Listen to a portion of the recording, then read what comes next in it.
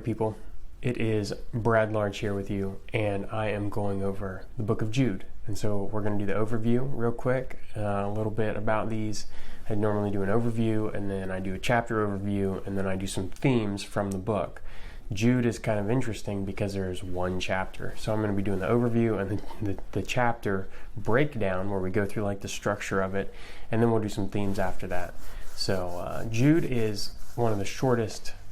It's pretty short. It's one chapter. It's right before Revelation, and it's a pretty interesting book. I had not known a lot about Jude. In fact, I did Jude. I recently did Obadiah, which is the shortest book in the Old Testament. And there's just so many little nuggets in these very short, urgent letters.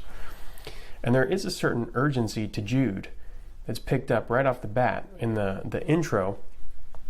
Jude, a servant of Jesus Christ and brother of James, to those who are called, beloved in God the Father and kept for Jesus Christ, may mercy, peace, and love be multiplied to you. So there's like this whole like humbling thing, but then right in verse 3 it says, beloved, although I was very eager to write you about our common salvation, I found it necessary to write appealing to you to contend for the faith that was once for all delivered to the saints. And that word contend is very strong. It's where we actually get the word agony or agonize, and he's actually like there's quite a bit of urgency right off the bat here. He goes on to talk about false teaching and our posture and how we keep ourselves in Jesus Christ, in how we keep ourselves for God, basically.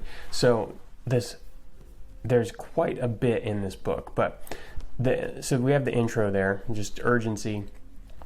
He goes into a section about false teaching.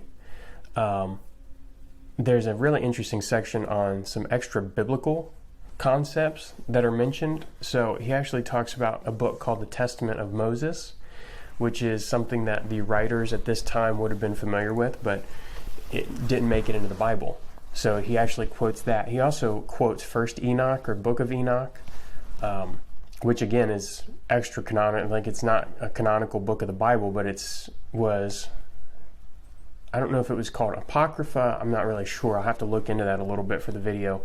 But he also talks about the Book of Enoch and like the chapter in Genesis 6 that talks about the Nephilim and the angels and fallen angels.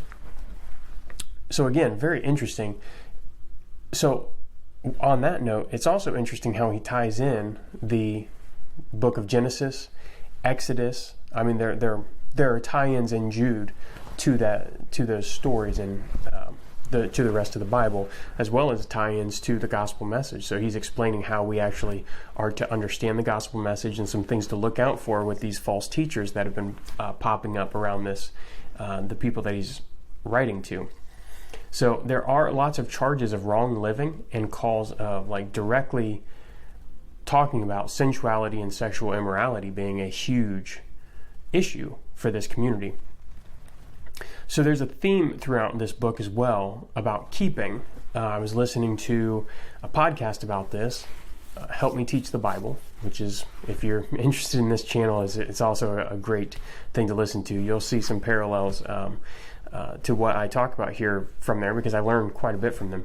But in that, they talk about using Jude as a way to find the melodic line of a book. I always thought that was kind of interesting. But one of the words that gets repeated over and over is the word keep. And so it's right in the beginning, it's at the end of the book, and there are a few places in there. So we'll be pointing those out as well. And it talks about two main things with that, which is keeping yourself in Christ and others being kept for judgment. So it's kind of like the whole carrot and stick thing. But finally, there are some instructions for how to keep yourself from false teaching and how to keep yourself on the right path here. And that wraps up the book. At the end, there's a little bit of a doxology as well. And it's kind of like Jude comes back to the point that he brings up in the beginning and says, I'm actually going to be able to talk about our common salvation here at the end. So all in all, a very interesting little book. Like I said, it's one chapter. It is 25 verses. So quick read for you. But anyways, read it, check it out. Then we can go through it in the next video over the chapter overview. So if you're seeing this video and you want to see more videos like this about different chapters in the Bible that we're going to be talking about on the channel, then like and subscribe. I'd love to hang out and see what your thoughts are as we go through the other books. So hopefully these shorter books are going to help you get through some lesser known sections of the Bible. I feel like a lot of the shorter books are things that don't get as much attention, so I'll be going through that. And then I'll also trying to get to a series on the Gospels coming up. So I'm very, very excited about that. Obviously, there is just so much to it though. So much in the Gospels, as well as the Torah, Pentateuch, first 5 books of the Bible. There's just so much unpacking that goes into each of those if you've seen Jordan Peterson's Genesis or Exodus series. So anyways, just some things I've got coming down the pipe, but that's enough of this. I will catch you in the next video. Like and subscribe. Peace.